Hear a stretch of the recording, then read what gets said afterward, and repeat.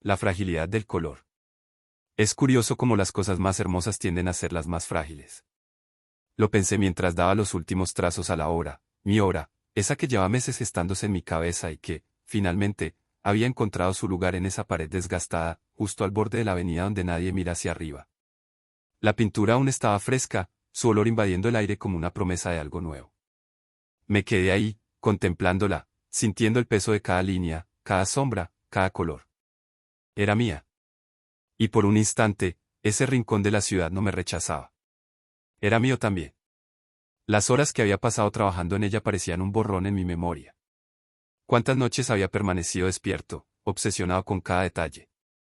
Cuántos bocetos descarté, cuántas ideas se evaporaron antes de que lograra esto.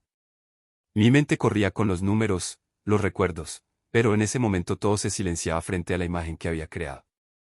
Era como si me hubiese arrancado algo del pecho y lo hubiera plasmado en la pared, vulnerable, expuesto al viento y al tiempo. Era, quizás, lo único verdadero que había hecho en mi vida. La gente pasaba. Algunos caminaban deprisa, con los ojos clavados en el suelo o en las pantallas de sus teléfonos, como si el mundo a su alrededor fuera un simple decorado. Otros se detenían por un segundo, lo suficiente para que sus miradas rozaran mi obra y siguieran adelante. ¿Qué veían? ¿Algo? Nada. Hubo quienes se quedaron un poco más, sus rostros tensos como si intentaran decidir si lo que tenían frente a ellos era bello o absurdo. Quería preguntarles qué pensaban, qué sentían, pero no me atreví. No quería romper el frágil equilibrio entre el arte y la indiferencia. Pero entonces, sucedió. En algún momento de la noche, cuando la ciudad se sumió en su manto de silencio y luces parpadeantes, alguien llegó. No lo vi, pero sé que fue rápido, violento. El amanecer me lo mostró todo. La pintura estaba arruinada. No completamente, pero lo suficiente para que doliera. Unas líneas gruesas, negras, habían cruzado mi obra como un grito de rabia o, peor aún, de burla. Las figuras que había trazado con tanto cuidado ahora estaban manchadas, deformadas. Los colores que había elegido con esmero parecían gritar de dolor bajo la capa de pintura vandálica. Era como si alguien hubiera destrozado algo vivo, algo que yo había traído al mundo. Me quedé ahí, mirando el desastre, incapaz de moverme. Mi cuerpo estaba rígido, pero mi mente era un torbellino. ¿Por qué? Esa palabra resonaba en mi cabeza una y otra vez. No podía entenderlo. ¿Por qué alguien haría algo así? Mi obra no le hacía daño a nadie. No exigía nada, no imponía nada. Solo estaba ahí, intentando ser. Y aún así, alguien decidió destruirla. ¿Era odio? ¿Envidia? ¿O simplemente indiferencia? Quizás, para ellos, no era más que una pared sucia que pedía ser cubierta. Intenté calmarme. Respirar. Decirme a mí mismo que no importaba, que era solo pintura, solo una pared. Pero eso no era cierto. Importaba. Importaba porque esa obra era yo. No era solo un dibujo, era cada rechazo, cada mirada condescendiente, cada burla que había soportado durante años. Era mi respuesta a un mundo que siempre me había hecho sentir invisible, irrelevante. Y ahora estaba destruida. Me senté en el suelo, justo frente a la pared. El concreto estaba frío bajo mis manos, pero no me importó. Me sentía vacío, como si la pintura vandalizada hubiera arrastrado consigo algo de mi alma. Pensé en todos los años que había dedicado al arte, a intentar demostrar que tenía algo que decir, algo que mostrar. Pero, ¿de qué servía todo eso si podía ser destruido tan fácilmente? ¿Cuál era el punto de crear algo hermoso en un mundo que no lo valora, que lo destruye sin pensarlo dos veces? Un grupo de transeúntes pasó cerca. Algunos miraron la pared de reojo, pero ninguno se detuvo. Me pregunté si siquiera había notado el daño. Para ellos, probablemente no había diferencia entre la obra intacta y la arruinada.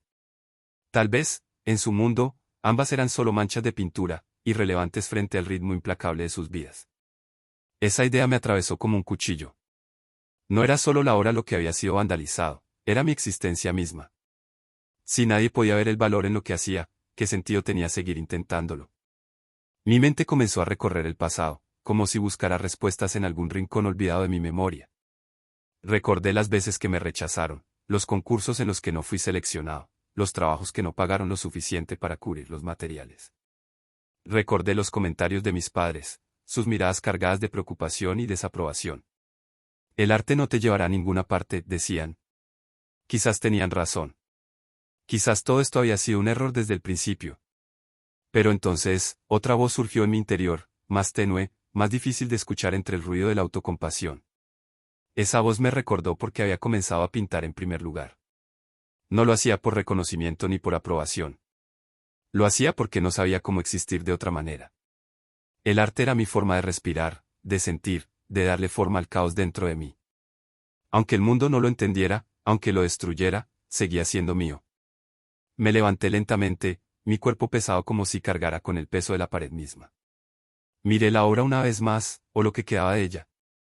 Las líneas negras seguían ahí, crueles y definitivas. Pero debajo de ellas, mi trabajo todavía respiraba, todavía luchaba por ser visto. Sentí una punzada de algo que no reconocía al principio. ¿Rabia? ¿Orgullo? Quizás ambas cosas. No podía dejar que esto fuera el final. Regresé al día siguiente, con mis pinceles y mi pintura. Algunos transeúntes se detuvieron, curiosos, mientras empezaba a trabajar sobre los trazos negros. No intenté borrarlos, sería inútil. En lugar de eso, los integré en mi obra. Los convertí en parte de ella, en cicatrices que contaban su historia. Cada línea negra se transformó en algo nuevo, algo vivo. Cuando terminé, la pared ya no era la misma. Ni yo lo era. El mundo seguirá siendo cruel, pensé. Siempre habrá quienes destruyan por el simple hecho de hacerlo. Pero mientras haya paredes vacías, mientras haya colores y pinceles, siempre habrá algo que pintar. Y mientras pinte, estaré vivo.